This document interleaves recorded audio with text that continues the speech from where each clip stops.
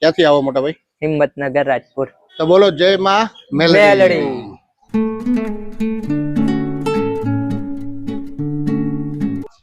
હાલો દોસ્તો, good morning અને સ્વાગત છે અમારા નવા બ્લોગમાં. આજે છે રવિવાર, એટલે અમે જઈએ છીએ મુના, જે ત્યાં આવ્યું છે મેલડીમાંનું મોટું મંદિર છે અને ત્યાં રવિવારે ખૂબ ભક્તોની ભીડ હોય છે અને કાળુ ભુવાની મેલડી તરીકેથી ઓળખાય છે. અને અમે એવું વિચાર્યું છે કે ભાઈ અમે 5 રવિવાર ભરવા જઈશું, બરોબર? તો ચલો તમને ત્યાં અમે દર્શન કરાવીએ. અને અમારે એક ફ્રેન્ડ આવવાનો છે, હજી આવ્યો છે ને, એ એક્ટિવા લઈને આવશે, એટલે પછી અમે જાશું અને તમને લાઈવ ને દર્શન કરાવશું. બધા ભક્તોને જણાવવાનું કે કોમેન્ટ માં લખી નાખજો જય માં મેલડી. દોસ્તો, અમારા દોસ્તાર આવી છે, જો હવે એક્ટિવા આવી ગઈ છે. ચલો આપણે જઈએ છીએ મુના. જૂના ડીસાથી થોડુંક આગળ છે. અને આ અમારા મિત્ર છે પ્રકાશભાઈ. તો પ્રકાશભાઈ, શું કહેવા માંગો છો? આજે અમે જઈએ છીએ, રવિવાર છે એટલે કાળુ ભગતની મેલડી મુન્ના જૂના ડીસાથી આગળ છે, ત્યાં દર્શન કરવા હર રવિવારે જવાનું વિચાર્યું છે. હવે જઈએ છીએ. હાલો દોસ્તો, અમે નીકળી ગયા છીએ માર્કેટ થી અને આપણે આવી ગયા છીએ હવે માર્કેટના ગેટ એન્ડ મેન હાઈવે. અને હવે આપણે વળી જવાનું છે પાટણ ચોકડી બાજુ. તો તમે દોસ્તો જોવો છો, પહેલા તો આપણે થોડીક ગાયોને ચાર નાખી દઈએ.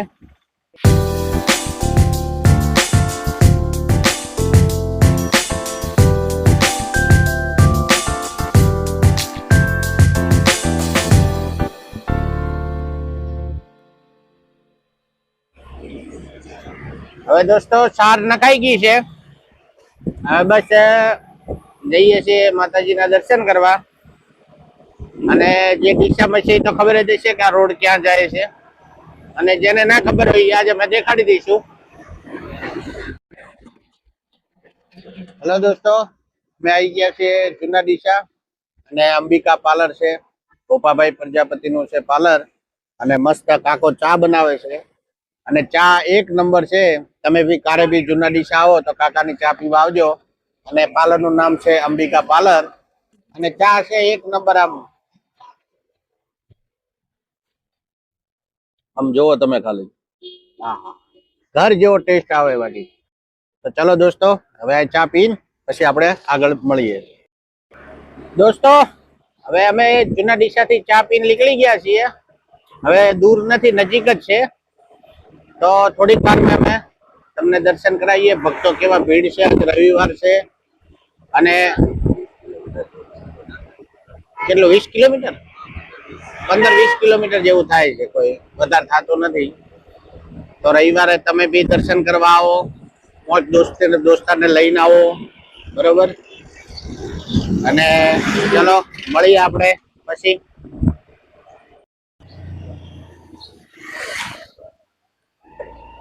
જોયું દોસ્તો, અમે જે ધજા દેખાય છે ને, ત્યાં આવી ગયા છીએ અમે મેલડી માના મંદિરે. એટલે હવે ટૂંક સમય મેં તમને મસ્ત દર્શન કરાવી દઈએ. તો વિડીયોમાં બન્યા રહેજો.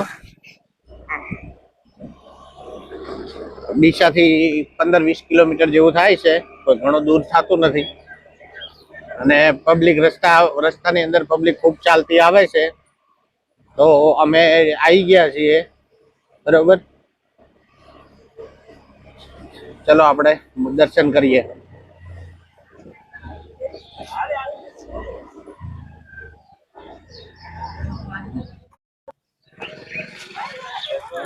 તો દોસ્તો આવી ગયા છીએ આપણે મુના મેલડી માના મંદિરે. અને અરવિંદ ભુવાજીનું મંદિર છે. તો ચલો આપણે જઈએ અંદર.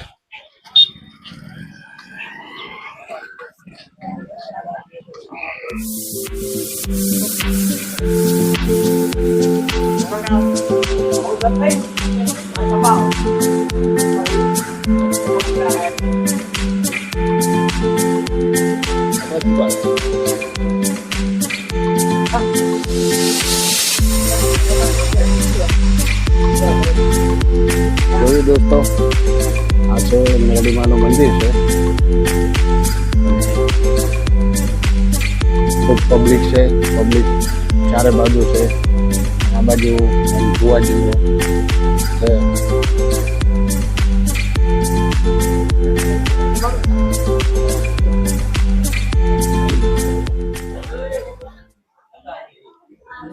તો દોસ્તો घर है ये अरविंद बुआ આ અરવિંદ ભુવાજીનું ઘર છે અને આ એમની ગાડી છે અને આખો શેડ બનાવેલો છે કે કોઈ ભક્તો વધારે આવે તો કોઈ વરસાદને તુફાનનો કોઈ પ્રોબ્લેમ ના થાય. અને આ છે મેન મંદિર છે, તમે જોવો છો. જય મા મેલડી.